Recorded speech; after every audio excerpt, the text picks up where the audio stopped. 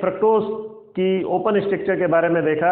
अब हम यहाँ फ्रक्टोज की चक्रीय संरचना के बारे में बता रहे हैं। जैसे ग्लूकोज में हमने कहा था कि उसके जो ओपन स्ट्रक्चर है उसमें कुछ कमियां थी जिसके आधार पर उसकी चक्रीय संरचना दी गई।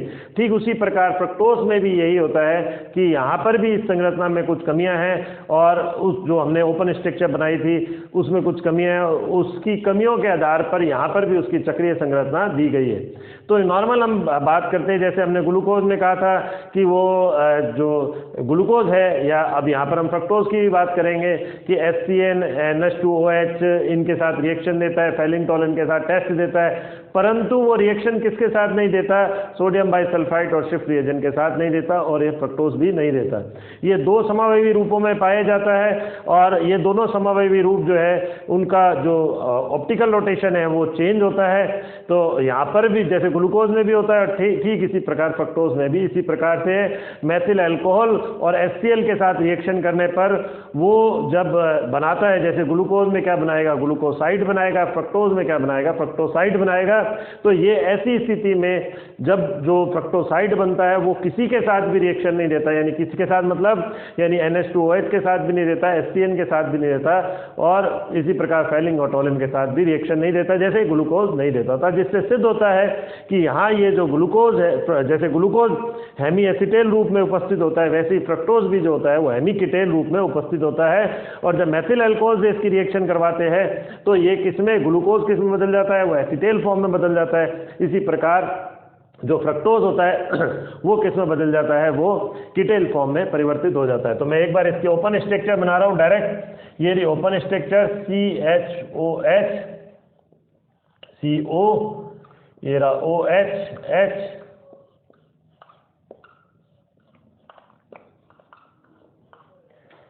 इसको हमने मिलाया इसके साथ, इसको इसके साथ मिलाया, वही यहाँ एक कायरल सेंटर जनरेट हो जाएगा OH CH2OH,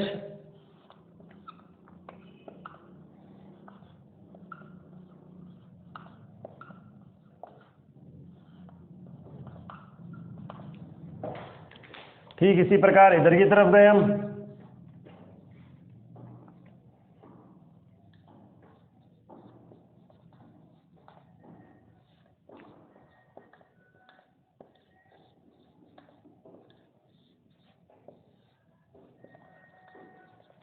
तो ये हो गया अल्फा डी माइनस फ्रक्टोज, ये हो गया बीटा डी माइनस फ्रक्टोज, ये इस तरह से। अब ये होता है, इनमें म्यूटा रोटेशन है अल्फा, ये एक बार मैं अल्फा लिख देता हूँ यहाँ पर, ये अल्फा डी माइनस फ्रक्टोज कर देता हूँ इसको यहाँ, ये इसी प्रकार से केवल डी माइनस फ्रक्टोज लिखता हूँ और यहाँ लिख देता हूँ बीटा डी माइनस फ्रक्टोज। ये आ जाएगा -21 डिग्री, ये आ जाएगा -92 डिग्री और ये आएगा -133 डिग्री। तो यानी इसका ऑप्टिकल रोटेशन समय के साथ इस प्रकार से चेंज हो जाता है, इसका ऑप्टिकल रोटेशन समय के साथ जो है वो इस प्रकार से चेंज हो जाता है। इसका मतलब ये दो रूपों में, एक तरह से फ्रक्टोज भी दो समवायवी रूपों में पाया जाता है। अब अगर मान लो मैंने इसकी मेथिल अल्कोहल से करवा दी, तो मेथिल अल्कोहल वही उसी प्रकार से जैसे वहाँ पर भी वो OH वाले पार्ट के साथ, यानी यहाँ ये रिएक्शन कर जाएगा। तो ये किसमें, अभी ये जो फॉर्म है ये हेमी कीटेल फॉर्म है, हेमी कीटेल फॉर्म। ऐसे ये भी हेमी कीटेल है, हेमी कीटेल, ये रहा हेमी कीटेल। अगर मान लो मैंने इसकी मेथिल अल्कोहल से करवा दी CH3OH और HCl से, तो यहाँ पर मेथिल आ जाएगा, तो वो किस में आ जाएगा, वो कीटेल फॉर्म होगी जो अनअपचायक होती है। ये तो अपचायक है दोनों, लेकिन वो किस में बदल जाएगा, अनअपचायक कीटेल में, यानी कीटेल फॉर्म आ गई। और कीटेल कौन सी हो गई, अनअपचायक। ऐसे ये भी जो है वो इसी प्रकार से कीटेल रूप में बदल जाएगा और ये भी क्या हो जाएगा, अनअपचायक। जबकि ये खुद क्या है, ये अपचायक है, रिड्यूसिंग है। ये भी क्या है, अपचायक है। हो गया।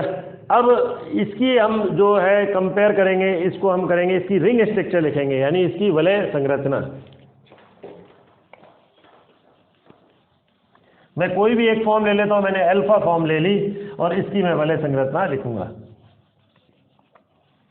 अब वलय संरचना में परिवर्तित करने के लिए हमें पता है कि हमें इसमें 2 चेंज करने पड़ेंगे। वही 2 चेंज, हमें डायरेक्ट 2 चेंज, एक ये से ये आएगा, H यहाँ आएगा, CH2OH यहाँ आएगा, दूसरे में CH2OH यहाँ आएगा और O यहाँ पर आ जाएगा। तो हम एक ही फॉर्म डायरेक्ट लिख रहा हूँ मैं, 2 चेंज, कायरल सेंटर पर 2 चेंज हो गए आपके।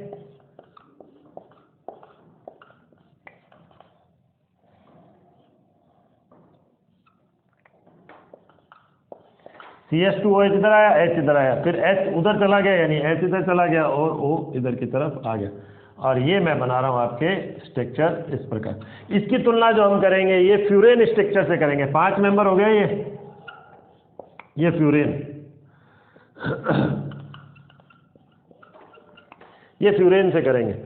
5 मेंबर फ्यूरेन से करेंगे तो हम किस प्रकार से लिख सकते हैं? वही लेफ्ट हैंड साइड को ऊपर की तरफ और राइट हैंड साइड को हम क्या करेंगे? नीचे की तरफ लिखेंगे। ये CH2OH OH OH H HOH और CH2OH और ये H। ये हुआ अल्फा डी माइनस फ्रक्टो फ्यूरेनोस। तो ये फ्यूरेनोस स्ट्रक्चर हो गई, वलय स्ट्रक्चर हो गई। इसी प्रकार मैं इसको भी वापस से लिखता हूँ, बीटा वाली फॉर्म लिखूंगा। तो हमें पता है बीटा में कहाँ पर चेंज करना है, हमको केवल इस पर चेंज करना पड़ेगा।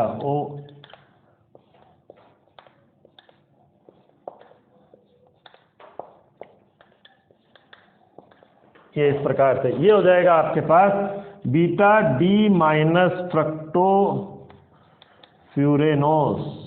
ये फ्यूरेनोस है, इससे पहले हमने पढ़ी थी पायरेनोस स्ट्रक्चर। बाकी वही की वही रखा है हमने, OH को यहाँ ऐसे ही, ये इधर HOH इधर, ये CH2OH और H इधर, बाकी सब वही है, लेकिन ये वाले में हमने चेंज कर दिया पहले पर।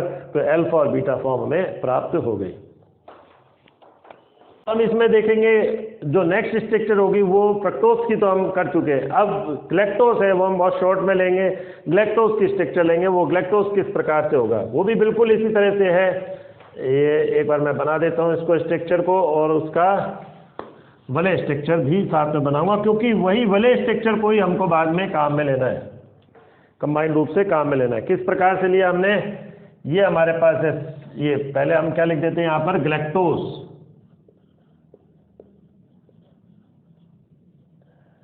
ये ग्लैक्टोज हमने ले लिया, वही HOH OH H HOH HOH और ये हमने लिया CH2OH। ये तो है ग्लूकोज की।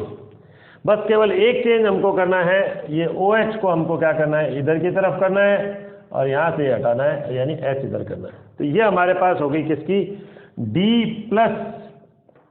ग्लैक्टोज। ये है D+ ग्लैक्टोज। अब ये भी वही सेम स्ट्रक्चर, ये बिल्कुल ग्लूकोज की तरह ही है। सब कुछ आपको वैसा कि वैसा ही सिद्ध करना है इसमें।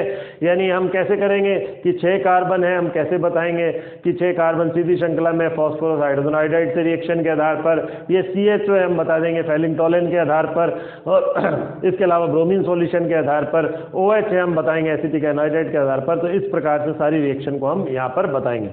फिर इसमें कमी भी उसी प्रकार से बताएंगे, जैसे हम कहेंगे कि ये फेलिंग-टोलेन के साथ देता है, शिफ्ट के साथ नहीं देता है, HCN के साथ देता है, NH2OH के साथ रिएक्शन देता है, लेकिन ये सोडियम बाइसल्फाइड के साथ रिएक्शन नहीं देता है। इसी प्रकार 2 समावयवी रूपों में पाया जाता है, और इस प्रकार हम उसकी चक्रीय संरचना लिखेंगे, चक्रीय के बाद उसकी वलय संरचना को लिखेंगे। अब सेम इसमें भी इसी प्रकार से ये इधर की तरफ जाएगा, तो यहाँ पर आ गया हमारे पास HOH HOH OHH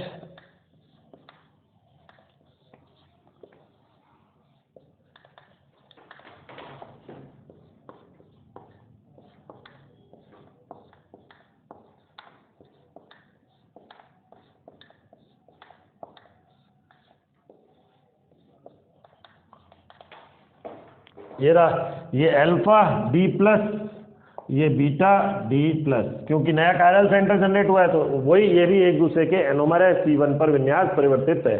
बिल्कुल वैसे कि वैसे ही हमने बनाया है। और अब इसको भी हम क्या करेंगे, ये भी वही म्यूटा रोटेशन दिखाएगा, यानी परिवर्तित ध्रुवण घूर्णन दिखाएगा, जैसे ग्लूकोज दिखाता था, फ्रक्टोज दिखाता था।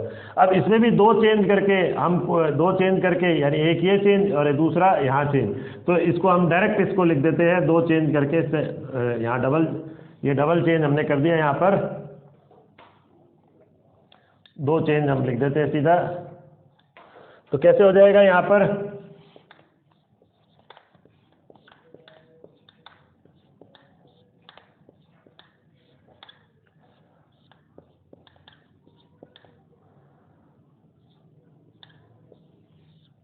ये इस प्रकार से बन गया।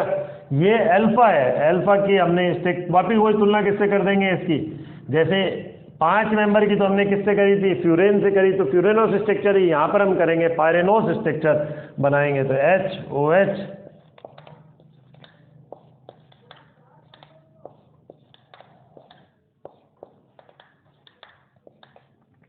ये अल्फा D प्लस ग्लैक्टो और क्या आ जाएगा यहाँ पर पायरेनोस। अगर मेरे को बीटा बनाना है तो मुझे क्या करना पड़ेगा, ये जो फर्स्ट कार्बन है इस पर चेंज करना पड़ेगा, बाकी सेम वही की वही रहेगा। बीटा में क्या आ जाएगा, पहले पर चेंज है, HOH OHH, ये ऐसा कि ऐसा OHH और CH2OH।